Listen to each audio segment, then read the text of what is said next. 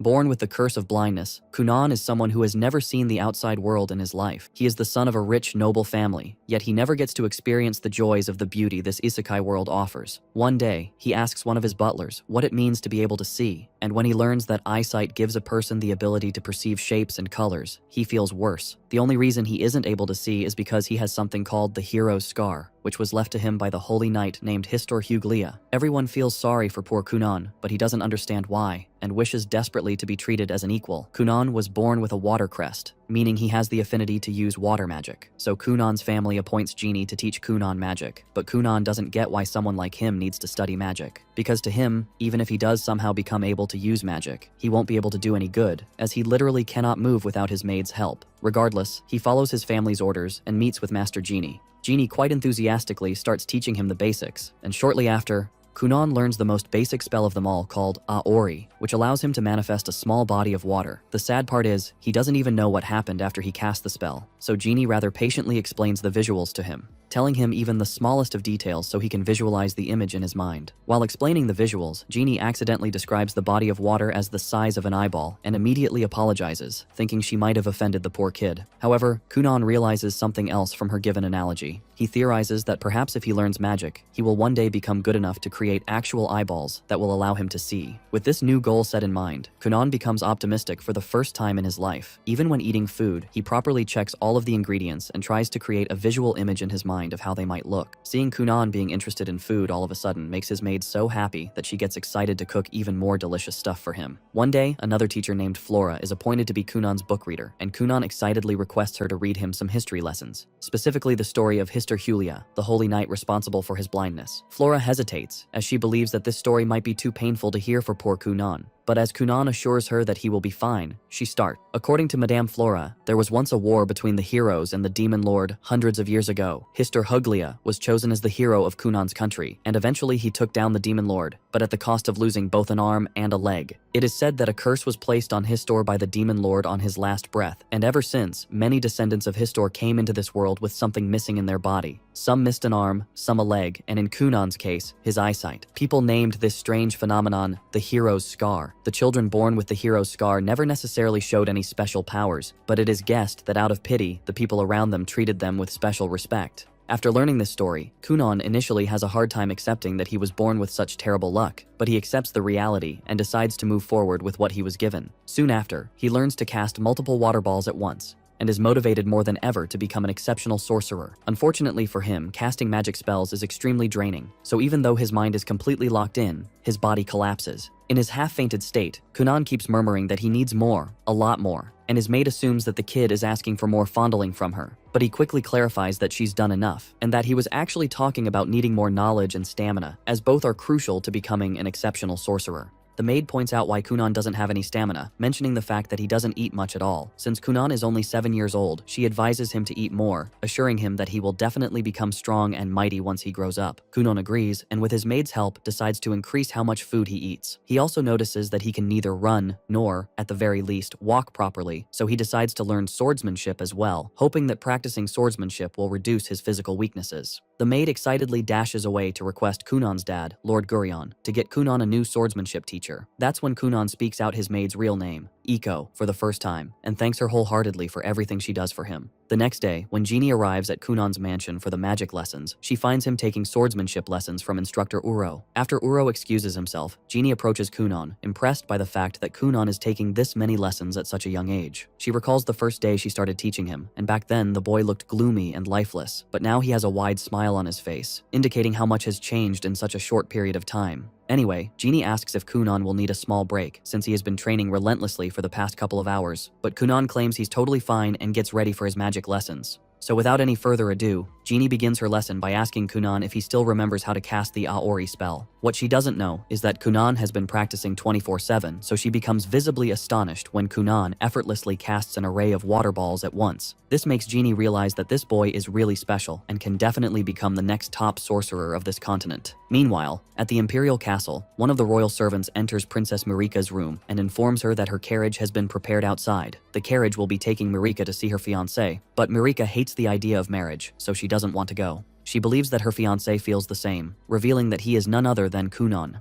She doesn't necessarily hate Kunan, but his gloominess has always been a huge turnoff for her. Unfortunately, she doesn't have a choice, as it is her father, the king's orders. On her way to Kunan's mansion, Mirika explains why her father chose this cripple for her. Apparently, Kunan is considered widely to be an important individual because of the hero's scar, so in order to please the people of the kingdom, the king made this political decision. She recalls the first day she met Kunan. She was initially happy that she was about to marry someone her age, and took him out of the house to go play together. But when she asked him which games he liked, he replied with a sobbing face that he liked nothing at all, nor could he do anything due to his blindness. Mirika doesn't want to be the wife of this boring, gloomy idiot, but much to her surprise, the boring, gloomy idiot has turned over a new leaf. As Kunan welcomes Mirika with the widest glowing smile, she initially wonders if he's an imposter or something. She turns to Kunan's maid, Iko, asking her if this is really Kunan, and Iko nods, confirming that it's really him. The maid also takes a moment to compliment Princess Mirika, stating that if she were an old man with mental issues, she would snatch her away from Kunan. Mirika ignores Iko's weird comment and once again asks Kunan to explain what happened to him. Kunan explains genuinely, stating that his life changed after the day he fell in love with magic. He casts a rainbow above Mirika's head, showing off his magical skills, and she is amazed by his talent. Kunan realizes that he's been kind of an a-hole to Mirika all this time, so he apologizes to her, promising to be a better person from now on.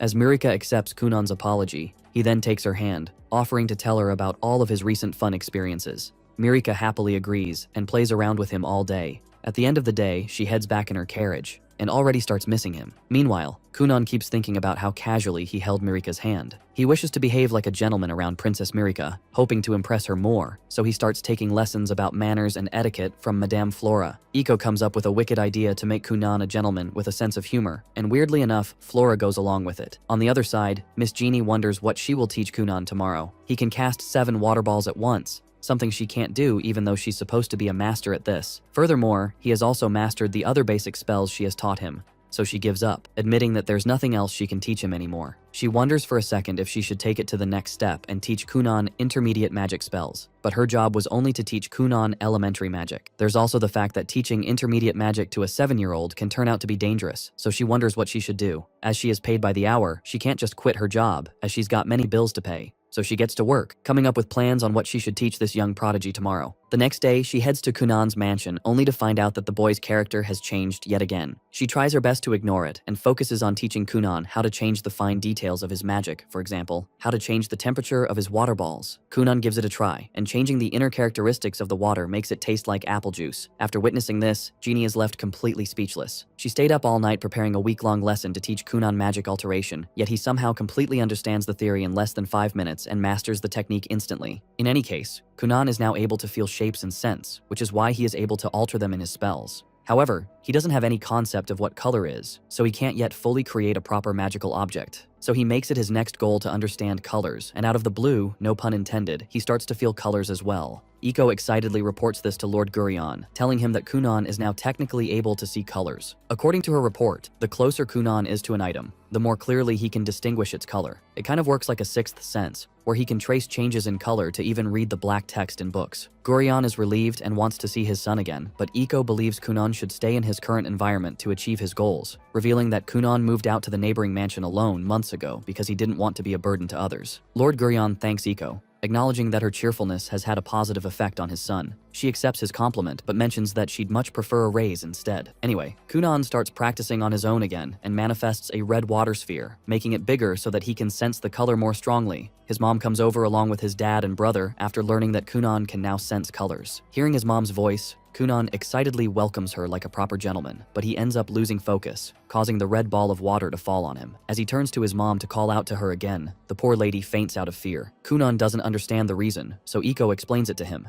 telling him that the color red is also the color of blood, which is considered an unpleasant sight. Although the maid is understanding, Lord Gurion is not. He thinks that his young son pulled a prank on them, which makes him mad. So he scolds Iko for spoiling Kunan, threatening to cut her pay for it. He then turns to Kunan to give him a round of scolding as well. Genie arrives at that moment, and seeing that Kunan has once again improved his magical abilities on his own, she believes that this boy might actually become the greatest sorcerer to have ever lived. The young boy with the scar is now 9 years old, and his father, Gurion, is now concerned about his education. He calls his brother and tells him of his intention to take him to school. He informs his brother of the plan to take him to the noble school, but his brother had a concern. Kunan had never been out of the castle since he was born, and he thinks Kunan may have problems relating with others outside the palace. Gurion had also considered that issue, which is exactly the reason he called Kunan's brother first. He begs his brother to help the boy in school and ensure that he doesn't have an issue.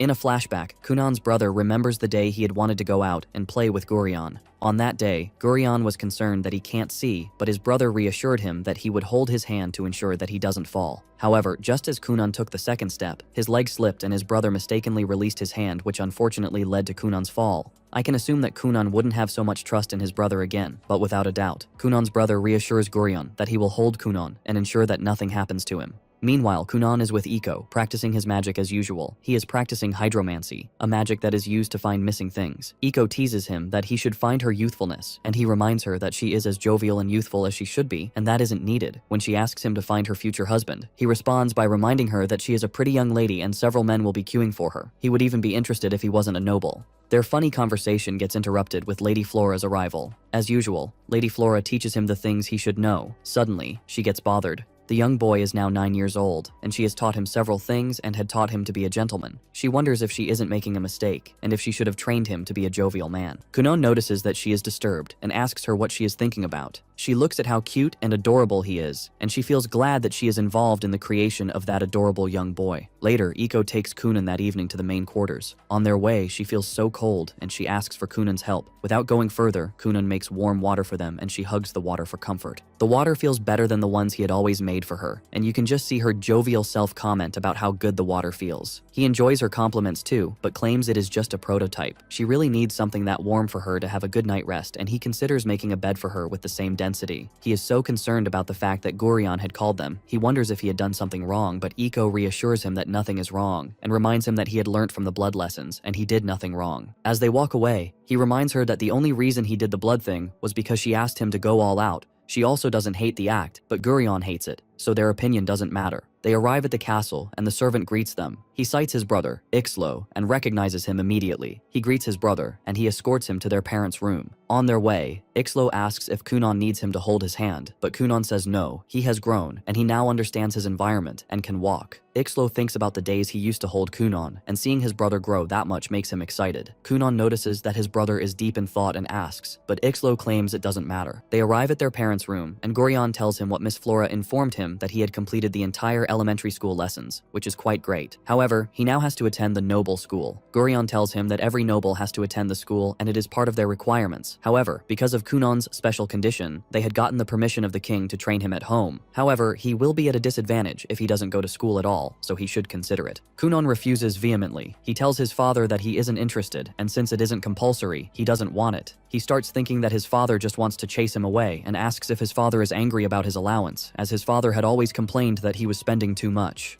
Gurion insists that isn't the case. It is just necessary as a noble. He asks again if it is because of the last blood incident, but Gurion claims otherwise. His mother and Ixlo try to calm the very difficult situation to no avail. When Kunan eventually calms down, Gurion tells him that the reason he should go is because nobles who don't attend the school are always at a disadvantage, and his fiancée, Mirika, will be looked down upon if he doesn't go. As a result, he changes his mind and accepts to go. Gurion informs him that he doesn't have to go for a long time. It is just to take the examinations. There are just 4 exams, and he will only go 4 times for each of the examinations. Mirika and Ixlo are also taking the examination, so they will be going together. His mother is excited that he accepts, so she immediately starts preparing him for school. As he steps out with his mother, Gurion calls Ixlo aside and reminds him of the possibility that if other nobles who will see Mirika and Kunan together may get jealous. Ixlo reassures his father that he will protect them and be with them. Later, Kunan meets Mirika and tells her about the latest update. She is excited to go to school with him, but he is concerned about how nobles who may have interest in her will behave towards him. Mirika has no worries about that, so she tells him not to worry, but this only makes him wonder if she is not popular at school. To reassure him, she tells him that she is popular and she has several men chasing her, about the number of her fingers, which is 5. He now has confidence in himself, so he doesn't have any issue. After the entire preparation, Kunan's uniform is done. He wears his uniform and he looks like royalty. Iko teases him, and he responds as usual. His response shocks Ixlo, who hasn't seen him as cheerful as that before. They enter into the carriage and he uses his water magic to make the tires of the carriage steady for their trip, then bids his parents goodbye. The carriage rides as his mother cries in front of the house. In the carriage, Ixlo notices how steady the ride is and acknowledges that it is because of Kunan's magic. Seeing Ixlo, Kunan knows that he has been worried about him and his safety. He tells him that he is now grown and confident, so Ixlo doesn't have to be worried about him any longer. He remembers when he had slipped and fallen when Ixlo was holding him as a child and admits that Ixlo felt so bad about the entire circumstance and took the blame for the fall. However, Kunan reassures Ixlo that he knows that Ixlo wasn't at fault. He tells his brother that back then, he used to feel bad about life and he wanted to die. Now, he no longer wants to die. He is resilient, and he will ensure he lives no matter what, even if he is the last human to die. Ixlo is encouraged by how matured his little brother is. Now he isn't even sure if Kunan is his little brother or elder brother. He admits that Kunan has changed and wonders if it is because of Kunan's close interaction with Iko. Soon they get nearer to the school, and Kunan notices first. He tells Ixlo that they are near, and Ixlo wonders how he knew that fast, and he reveals it is because he can now feel the presence of humans around him. They arrive at the school, and Mirika comes to welcome them. She compliments his handsome outfit, and their cheerful nature leaves Ixlo wondering why they are that happy. Mirika moves to lead them into the school, but Kunan steps back. He uses his magic to read the sounds and feelings around, and figures that there are several people there. He knows that if it was his former self, he would have cowered and returned home. But with his present self, he would never stop, and he won't be a coward. He turns to Mirika and asks if she could give him the honor of being the lady among them that day. He asks that she holds his hand and lead him into the school, and she holds his hand as he wishes. In the school, Professor Cast, one of the teachers in the school, waits for Kunan's arrival. She is bothered because she knows that Kunan has the scar of the hero, and doesn't know if she has the ability to take care of such a child, as she has been given the order of taking Kunan around the school. In the middle of her thoughts, she hears the ladies in awe of how handsome Kunan is, as they haven't seen a child as handsome as that. Without caring about what the other students were saying, the kids walk into the classroom and they walk past Cast, who watches them in awe too. She returns back to herself and she immediately walks to meet them. She introduces herself as the person in charge of Kunan, and Kunan greets her. He bends like a lady and tells her that he has to be a beautiful lady for that day. Cass doesn't understand what he means, but he insists that although he is biologically male, he will be a woman that day. She is confused, but she doesn't bother. Since she has to take Kunan around, Kunan bids Mirika and Ixlo goodbye and hopes to meet them later for a meal. Some students watch them from the building beside them. Among the students, and the leader of them, is Prince Lyle, the sixth prince of the kingdom and Mirika's brother. His friends, who doubles up as his subordinates, talk about Kunan. He is the first person born with the hero scar in about 100 years, and he had gotten the blessings of the king. They immediately realize that Lyle isn't comfortable with the conversation, so they change the conversation not to annoy him. Cass takes Kunan to the classroom. She asks if he had heard about the advancement examination, telling him that there are 5 of such examination, and although they are to be taken in a long period of time, she has gotten orders from the king and Gurion that Kunan should take the 5 examination within a short period of time. Although Kunan knows of this reality too, but he knows it is nepotism, he tells Cass that his father and the king are close friends, which was why they had made that exception for him. However, he knows it is bad, and it is against the integrity of the school. Cast isn't interested in conversations that deals with the politics of the city, so she tells him to just do his exam and stop talking to him. However, he doesn't stop. He keeps talking until he finishes the examination. Cast takes his papers and goes to mark them. She is so shocked that he got all of his answers right without missing any of them. Kunan meets up with Mirika so they can have lunch. However, before they get to the diner, Lyle meets up with them with his subordinates. He asks to confirm if Kunan really has the king's blessing. Mirika feels flustered, and Kunan notices it, although he doesn't know who the boy is. Ixlo also comes there and tries to calm Lyle down, but Lyle keeps causing trouble. To protect his fiancée, Kunan takes the water from a nearby cup and pours it around Lyle's trousers to make it as if Lyle had wetted his trousers. Then he calls everyone's attention to the fact that Lyle wetted his trousers. Lyle denies doing that, but evidence speaks for itself, so Lyle walks away with his friends embarrassed and angry. Both Mirika and Ixlo know that Kunan was the one who did it. Ixlo looks at him suspiciously, but Kunan only tells them that they should go to eat. As they eat, Kunan asks them who Lyle is, and he is shocked to find out that he is his future brother-in-law. He wonders if brothers can be mean to their siblings, since his own brother isn't mean, and he is shocked to find out that there are brothers who won't care about their siblings. He is just glad that Ixlo is his brother, and Ixlo cares about him. Ixlo is however bothered by the fact that they have looked for the trouble of a very big person, but Mirika tells him Kunan is just like that. Ixlo just hopes they don't get into any more trouble. Kunan seems to be having a good time. I really hope he won't step on more legs. Feeling extremely embarrassed because of the earlier incident, Lyle decides to exact his revenge on both Kunan and Mirika. Speaking of Kunan and Mirika, they are having lunch together. Kunan wonders why a royalty like Lyle doesn't have any gentlemanly manners. He thinks anyone with a similar status should never act violently. Mirika assumes that her brother only acts tough to keep her in check. As she's the 9th princess while Lyle's the 6th prince, Lyle is considered to have more importance. But ever since Mirika has gotten engaged to the hero's Scar, who has also turned out to be a world-class sorcerer, Mirika's status is rising, and that's why Mirika believes her brother is jealous of her. Kunan understands the complexity of the situation, but is thankful to have Mirika as his partner. In any case, Kunan wishes to go apologize to Prince Lyle for embarrassing him in public earlier, but both Ixio and Mirika strictly advise him not to do such a thing. Run attends one last magic lesson from Genie before his final, and learns from her to feel the density of objects to achieve even better magic alterations. So Kunan gets to collecting samples and touches everything he can. After coming to the academy, He lightly taps the horse of his carriage to understand its density and depth. Ixio asks him what he's trying to achieve, and even though Kunon explains it, Ixio understands nothing. Mirika comes there to welcome them back, and Kunon, like a proper gentleman, tells her that hearing her voice has removed all sorrows of his life. Professor Cast guides the three of them to the exam hall where they will be taking their finals, and upon entering, they find many students inside, making Kunon feel like he's joined a proper school. He calls it a shame that he won't be able to share a special room with Cast anymore, but Cast ignores his cheesy flirting completely and wishes him good luck on his exam. Ixio asks Kunon how he is able to talk to Professor Cast so freely, and Kunon explains that they became close during the preliminary exams, where they talked about how Cast applied to become a teacher because her high school crush also applied to become one. However, while she succeeded, her crush didn't, which ended their love story before it could even begin. Hearing this story, both Mirika and Ixio can't help but wonder if they are the weird ones here, because who in their right mind shares such stories with an 8-year-old? Anyway, there are several students who want Mirika to introduce them to her fiancé Kunon. Kunon is surprised to see how popular he is getting, but regardless, he introduces himself in the most dramatic way possible, leaving all of them stunned by his manners. Upon learning that these students are friends with Mirika, Kunon expresses how relieved he is, as he thought that neither his brother nor his fiancé had any friends in this academy. Mirika explains that she does have many friends, but she asked all of them to leave her alone as she wishes to enjoy her school life with only Kunon. Kunon appreciates Mirika's thoughtfulness, and once again expresses how glad he is to know that the two people he cares for aren't friendless losers. Somewhere else, Lyle's friends request him to come along with them to take the exam, but Lyle refuses as he's still mad. He doesn't think the exams will begin without him being there, and he doesn't care either if the professors have to wait just because of him. But as his friends keep insisting that he comes along with them, he changes his mind and goes with them. The exam begins, and Kunon is about to take a seat beside Mirika, but Prince Lyle suddenly stands right in between them, leaving everyone else wondering if this guy is going to stir trouble again for no reason. Professor Cast already hates this brat, but she acts respectfully, not wanting to lose her head, and requests Lyle to get back to his seat. Before Lyle can cause a scene though, Kunon grabs his hand and introduces himself to him in the most enthusiastic manner possible. He calls it a shame that he couldn't get to know Lyle the previous day because of what happened, but is glad that they are finally getting to meet each other properly.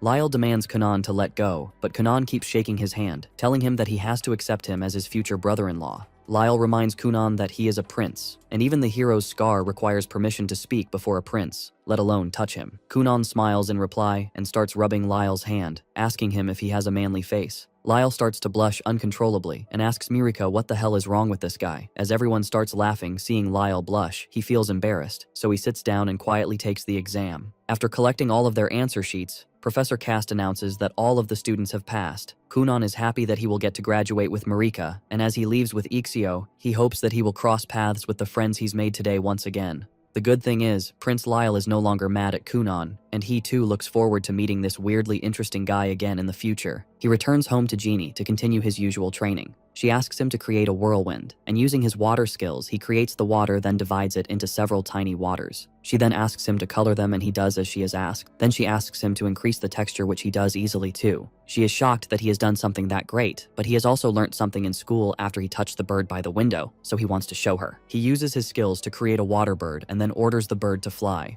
To her shock, she sees the bird fly, and she falls on her knees, and her book falls down. She tells him that she wants to speak to him, and he orders Aiko to bring a table. He wonders if she wants to celebrate his graduation with him, and tells her that as a man, he was the one meant to do that for her. However, she insists that isn't her reason for calling for a discussion, and he should brace his heart for what he will hear. Realizing that it seems like an important discussion, he asks Aiko to leave. In his usual joking manner, he jokes and asks if she wants to reveal that she is a fairy princess and she is returning to her home. Well, that is far from what she wants to say. She brings him back to reality and reveals that there is nothing she wants to teach him again. She claims he had gotten stronger than her, and the little tricks she had been creating just to teach him are now useless. As a result, she doesn't see herself worthy of being his teacher again, and it is about time that she stops deceiving him so he can get a good teacher. He feels very bad that she had said this, but she keeps proving to him that she is saying just the truth. She tells him that she spends most of her nights thinking and concocting the things to teach him, and her little tricks are getting into gradual ends. In response, he reveals that she does more than just teaching him. He recalls his first class with her when she taught him the water magic, and she said the water was like the size of an eyeball. That interaction was the only thing that gave him a will to live. She saved him. So if she is resigning because the salary she is being paid is small, then he will tell his father to increase her money. She insists that she in fact feels bad because she is paid way more than she deserves, and she doesn't deserve that much for doing nothing. She walks closer to him, holding his shoulders and telling him that he will be better off if he gets a capable teacher to teach him so he can be as great as he should be. As she kneels to bid him goodbye, All of the water animals he had created also touch her body to persuade her to stay, but she doesn't want to stay. She tells him that the little tricks will no longer help him, but he insists that those little tricks are exactly what he wants and needs. If they are that important, I wonder why he keeps calling them tricks like they aren't important. Well, all of his begs and pleas amount to nothing. She had made up her mind that she wouldn't be staying, so she leaves regardless. Outside his castle, she looks back at the castle and admits that he has the ability and skills to be an extraordinary sorcerer. She thinks about how he works hard and trains, admits that he was disadvantaged by the curse of the hero that he had, but he worked himself out of the disadvantage to be as great as he is, so she won't lose to him, and she will ensure that she is also very good. Later, Iko meets Kunon and informs him that Lady Flora, his elementary teacher, has also left. She reveals that Flora left because he had graduated and he no longer needed elementary lessons. When he wonders why Flora didn't wait for him to bid her goodbye, Iko reveals it is because Flora claims it will be emotional for her to bid him goodbye. As a good boy, Kunon promises to write to Flora and bid her goodbye. Iko suggests that in the content of his letter, he should ask if Flora knows of any handsome, well-paid man within her circle that Iko can marry. Finding out that Iko also wants to marry and leave him makes Kunon heartbroken. Iko insists that he will be fine without her, but he only feels he will be an orphan. Jeannie had left him, Flora had left, and now Iko wishes to get married. To ensure she won't find a man, he concludes that he won't ask Flora for a man. They go for dinner with his parents and he tells them that Jeannie asked him to find a good sorcerer to teach him, as she isn't good enough for him. He asks them if they know of any good sorcerer that they can recommend for him, and Ixlo's memory flashes back to a sorcerer that he had earlier heard about in the academy. He doesn't really know the man's name, but when he describes a part of the name, his mother recognizes the man as Zeonli, the royal sorcerer. Kunon immediately wants Zeonli as his teacher, so he asks Gurion to get Zeonli. Gurion stops him, telling him that Zeonli is a royal sorcerer. Royal sorcerers respond to just the king and the members of the royal family, so no other noble can access them, let alone bring them to his castle. Kunon tries to convince his father otherwise, reminding his father of his close relationship with the king, wondering if his father could leverage that to get Zeonli. When Gurion insists, Kunon devises a plan where he will follow Gurion to the palace. Then he will get misplaced. Then the royal sorcerers will find him and he will now become their disciple, a plan that is terribly flawed. Gurion doesn't waste any time in telling him that his plan is terribly flawed, but his mother believes in the plan. His mother is easily moved by what Kunon wants, while Gurion is also terribly moved by what his wife wants. Soon, Kunon's mother was able to convince Gurion to at least make an attempt to convince the king. Although Gurion makes no promise, he applies to the king to get Zeonli. In the palace, one of the princesses brings Gurion's application to the Grand Master. The Grand Master wonders what kind of noble will make the unreal application to get a royal sorcerer, but when the princess reveals that the boy is her sister's fiancé, the Grand Master immediately figures it is Kunon and his jaw drops. What does this mean? Will Zeonli teach Kunon?